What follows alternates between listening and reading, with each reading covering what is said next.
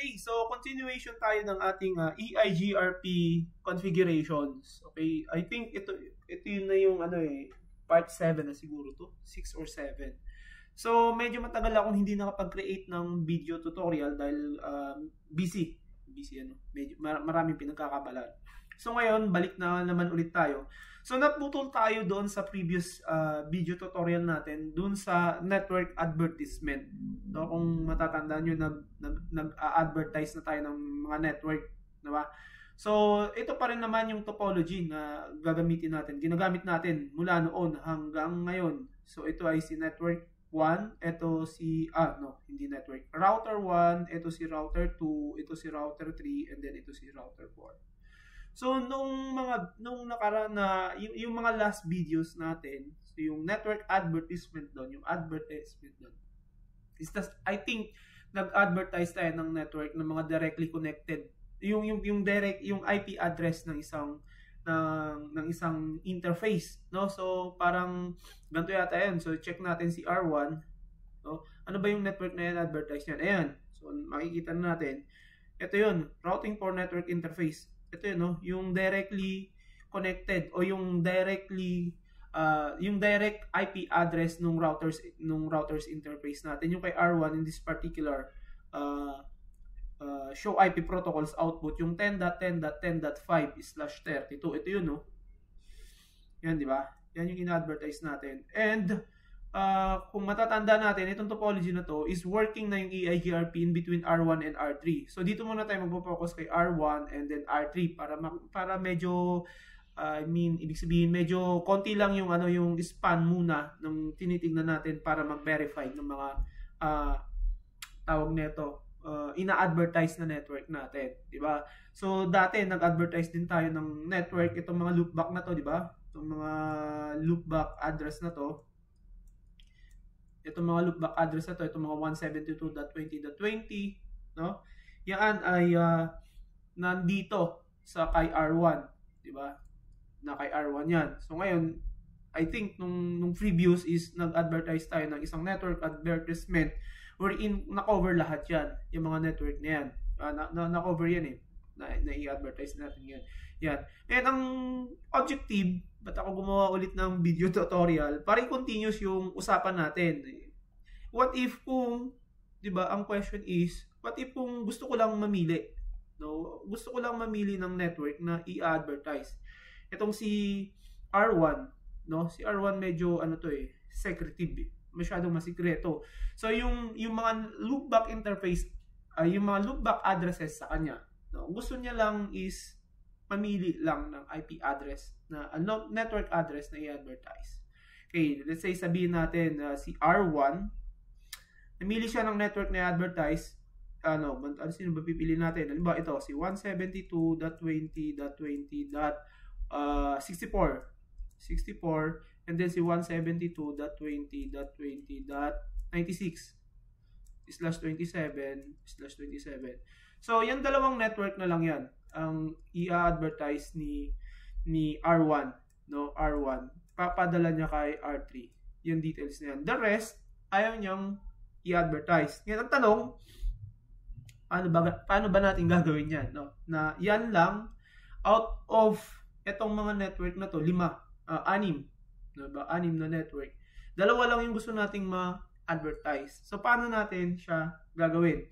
Okay? So tandaan natin nung previous na napag-aralan natin, 'di ba? Sabi natin pag nag-advertise tayo, tina-type natin 'yan, network command, and then pinapasok natin yung network address, 'di ba? And then yung subnet hindi subnet mask yan. Ang tawag diyan is yung wildcard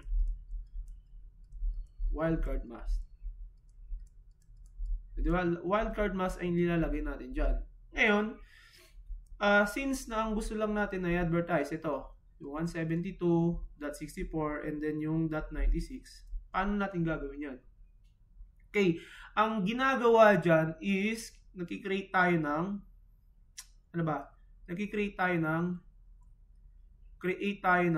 mahirap magsulat at magsalita ng summary address. Magkikreate tayo ng summary address in such a way na isang network lang ang i-advertise natin pero cover yung dalawang yan. Cover yung dalawang yan. Ngayon, ang tanong, ang $1 million question, paano natin isa-summarize yung dalawang network na yan? Okay, so ganito yung network summarization. Simple lang na may maraming paraan para mag-summarize ng ng mga network addresses pero ito isa lang sa mga options na pwede niyo gawin. Medyo badoy pero pwede nitong gamitin kasi ito yung basic at ito yung unang natutunan ko para mag-summarize ng network. So, ang gagawin muna natin, ililista natin yung network na isa-summarize natin. Ayan, ganyan. Diba? Tapos yung isa pang network, 172.20.20.96. Ganyan yung gagawin natin eh. So, ang gagawin natin, lagay lang tayo dito ng boundary. Yan. Tapos, ang next na gagawin natin, ayan na, sinulat na natin yung network na sinasummarize natin. No? Sa ngayon, dalawa lang yan. So, ang gagawin natin, every time na makikita natin yung numbers ng network natin sa taas at baba, pag yung dalawa magkatapatan na numbers, so ito magkatapatan to, ito magkatapatan, ito magkatapatan. Okay, basta pumaparehas yung dalawa sa taas saka sa baba, maglagay na tayo ng 8. Bakit? Secret. Diba? Basta magkapareho, ilagay mo 8. Ito magkapareho 20-20, so lagay mo rin 8. Then, 20 and 20, lagay mo rin 8. Diba? So, ibig sabihin kasi niyan, yung 172 sa taas at 172 sa baba, pag i-convert natin yun, not convert. 8 bits na pareho sila. Yun. 8 bits na pareho sila. Yung 172 and 172, di ba? Pagka kinonvert mo yan sa binary, parehas na parehas ang itsura niyan. So, ibig sabihin, di ba, i-convert ko pa ba? Wag na. Dito na lang sa hindi magkapareho. Diba? So, yung 64 and 96, hindi sila magkapareho. Diba? So, ang gagawin natin dyan sa 64 and 96, of course, i-convert natin yan sa binary. So, pagka nag-convert tayo ng 64 into binary, paano ba yan? Diba? Kung natatandaan nyo, no? Sana alam nyo to ha. Ito yung 128, 64, 32, diba? 32, 16, 8, 4, 2, 1. Alam niyo yan, yung bits value. Okay. So, pag kinonvert natin yung 64, diba, dito sa unang value niyan, 0 yan.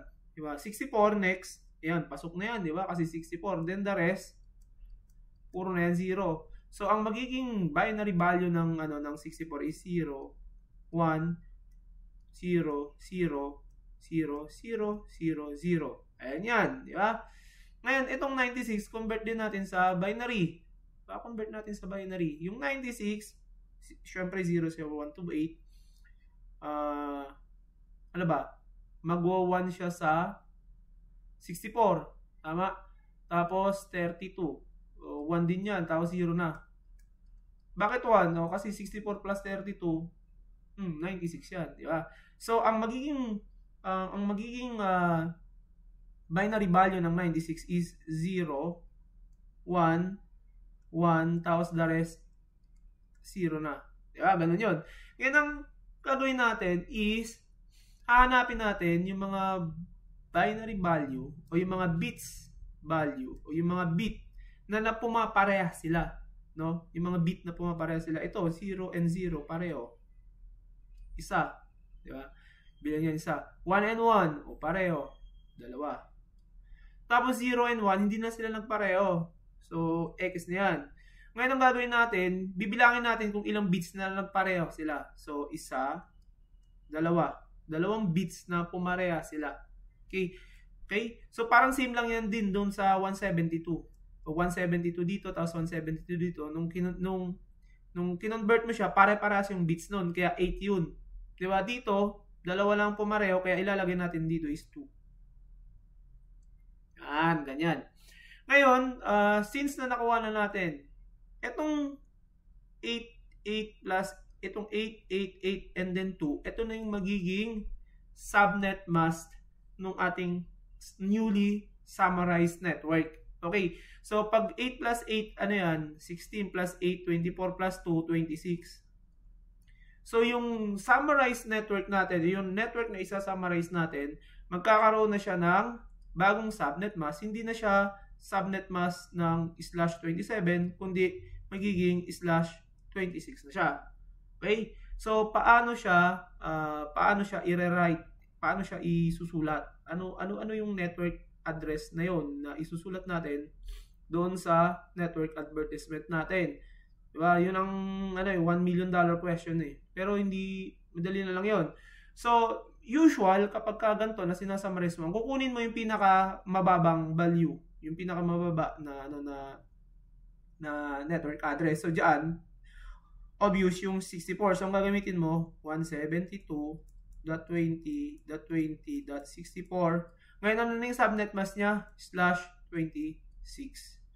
Diba? Yun na yung kanyang magiging, yan na yung summarized address. No? Yan na yung summarized address na masasama yung 96.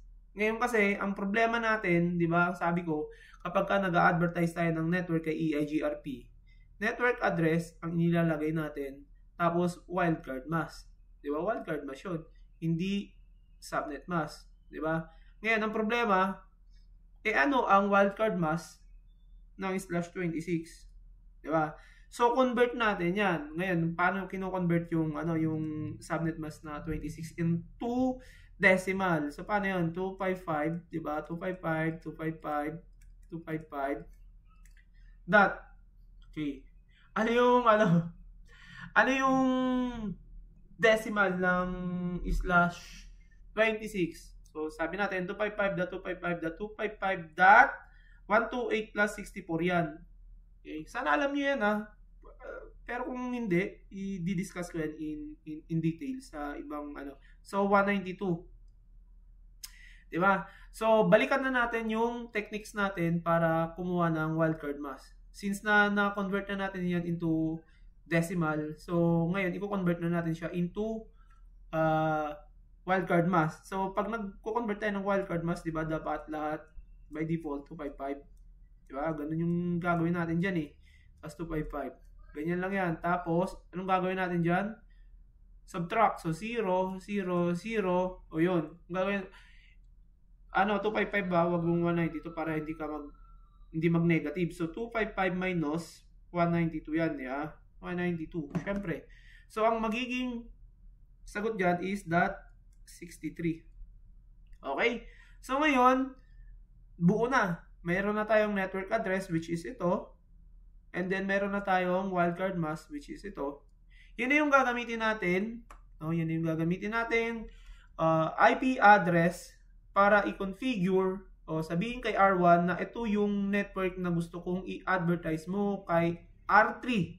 In such a way na kapag ka na-advertise na yun, itong dalawang network na to ang lalabas doon sa routing table ni R3. So, para makita natin yan, tignan natin yung routing table ni R3. So, para walang daya. Diba? Para ma-check natin. So, enable. So, paano tayo magtingin ng routing table ng isang router? So, show IP route. Diba? Show IP route. Pwede yan. Diba? So, makikita natin, show IP route, dalawa lang yung network na nandyan. Connected tsaka local. Sana, alam nyo yan, ha? Alam nyo na yan. Pero kung, mag-message lang kayo, mag-comment kayo, tapos i-explain ko yan. So, pwede rin naman kasi ganyan. So, show IP route. Show IP route, EIGRP. Ganyan na. Ibig sabihin yung command na yan, lahat lang ng routes learned by EIGRP yun ang nagpapakita ni R3. So far, wala pang, EIGRP learned routes, ha? Learned routes na 172.20.20 yung pumapasok, no? Na network kasi hindi pa natin yan hindi pa natin siya in-advertise. So dito tingnan natin kay R1, ano ba yung network na in-advertise ni R1?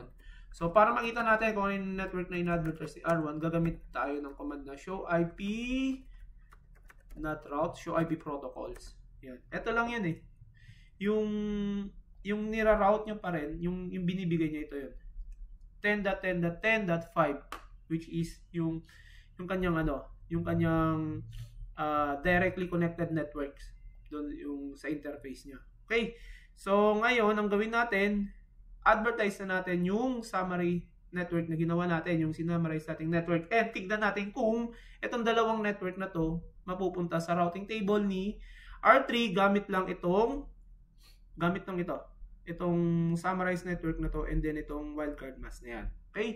So, configure natin. So, okay. So, pasok tayo sa global configuration mode. So, sabihin natin, router, ginagamit natin dito is yung 90. Router EIGRP 90. And, pasok natin yung network. Diba sabi natin, after na ma-summarize yan, 172.20.64. Ngayon, ang wildcard mask niya, no, after ng mga calculation natin, 0.0.63. Diba? So, enter natin. Yun. So, tignan natin kung ano yung ibinigay na network address ni R1 papunta kay R3. So, show IP protocols. Diba? Hindi, protocols. Ayun. Okay, so sabi ni R1, kinonfigure ako ng aming network administrator. Sabi niya sa akin, i-advertise ko daw itong network na to. 172.20.20.64/26. Ito yun, no? Diba? Ayan. Kasi ginamit natin yung wildcard mask na yan. Ngayon, ang tanong, kung pupunta tayo kay R3 para i-verify kung tama yung network na na-advertise, nare-receive niya. Kung tayo dito kay R3, gawin natin, show IP route EIGRP. Enter. Ayun. So, ngayon, makikita natin ngayon, diba? Based dyan, nakita natin na itong dalawang network lang. Yung yung .64 tsaka .96, which is yung kanina, yung pinag-iinitan natin, na yan lang i-advertise. So, yan na. In-advertise ni R1, nakapunta kay R3, no? Ang ginamit niya is 172.20.20.64/26 na may wildcard mask na 0.0.0.63. And then yan, nung in-advertise, ito ang kinalabasan. Sana alam niyo yung hindi ko na i-discuss sa inyo yung bakit ito yung gumana. Ano ba yung laman o yung range na laman yan. Siguro sa mga next discussion i-discuss ko sa inyo. Pero na-achieve natin yung target natin na ito lang yung advertise. Yung the rest, yung L1, L0, L1, 4 and 5 hindi yan advertise, ito lang na-advertise. Gamit itong yung network advertisement na yan, which is may wildcard mask na ganyan. Okay? So, yun lang muna sa ngayon. Okay? Kasi itong ibang details na to, pag-uusapan natin yan sa mga next natin. Ano yung ibig sabihin yan? Ngayon kasi, ang objective ko lang is, alamin natin kung paano natin makukontrol, no? Paano natin ma-manipulate kung ano lang ba yung network na gusto nating i-advertise. No? Sa isang network na, tawag nito controlled. I mean, ibig sabihin gusto lang natin na limited lang yung mga network address na binibigay natin sa mga kapitbahay natin na router na nagra-run ng EIGRP. Okay? So, hanggang dito na lang muna yung discussion natin, no? So, abangan niyo yung mga next video tutorial ko kasi since na nakuha na natin, naintindihan na natin, no? So in summary, yung mga unang ginawa natin, 'di ba? I think yung pinakaunang discussion ko sa inyo, nag-advertise tayo, no? Nag-advertise tayo ng direct, no? Yung specific, no? Specific IP address. 'Di ba? Address. Then, nag-advertise tayo ng summary address. Diba? In one go, no? Summary address. Tapos ngayon, nag-advertise din tayo ng summary address na lang. Summary address din. But, based on kung ano lang yung gusto natin na i-summarize. na network address na yun lang yung gusto natin i-advertise, di ba? So meron pang iba yan, meron pang actually meron pa ibang ano yan, summarization na ano na i-discuss ko sa inyo, no. So yun na, so hanggang dito na lang ano. So yung iba i-discuss ko na naman sa inyo the next ano sa next video tutorial natin.